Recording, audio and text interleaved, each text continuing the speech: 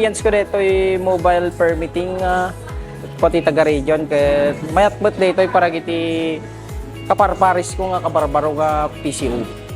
Kasi pasla dito ay mobile permittingan ka one-stop shop. Ada amin to yan. Isuro da amin no kasaan no ti pamayan de gijay requirements de gijay permit. Kasla ko ma de gijay kasla di inlakad ko.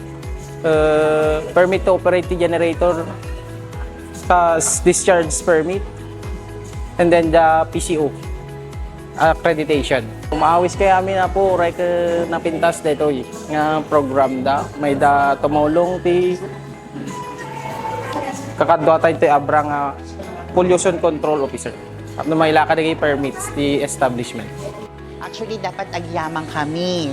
Ta dayjay servisyo na ipanyudtoy kanyami toy abra hang kami nga agwa nga agsarasubli-subli ijay lalo tatakot narigat ti ag-commute especially ti krudo agyaman kami unay-unay ti DNR car ta napangkayo itoy ayan ni aming nga masaludsod na sumbatan aming kasapulan ni adda ma'am. Kumbaga sa planggana, aglaplapusanan di planggana ma'am.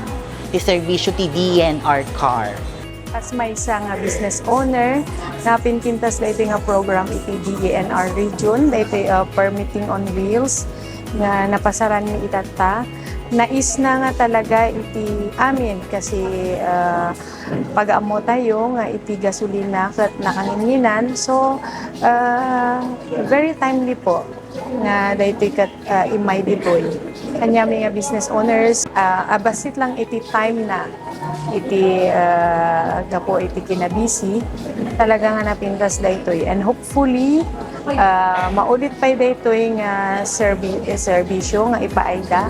And of course, thank you kami ta very accommodating dagitoy staff nga mang-assist kanya. Thank you.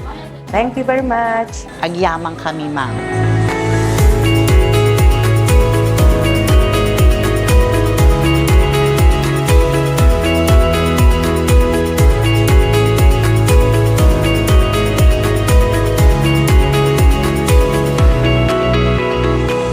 Permitting on Wheels brings government service straight to you.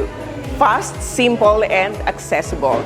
Together, we make compliance easier and sustainability stronger. Thank you for joining us, and let's keep moving forward for a greener future.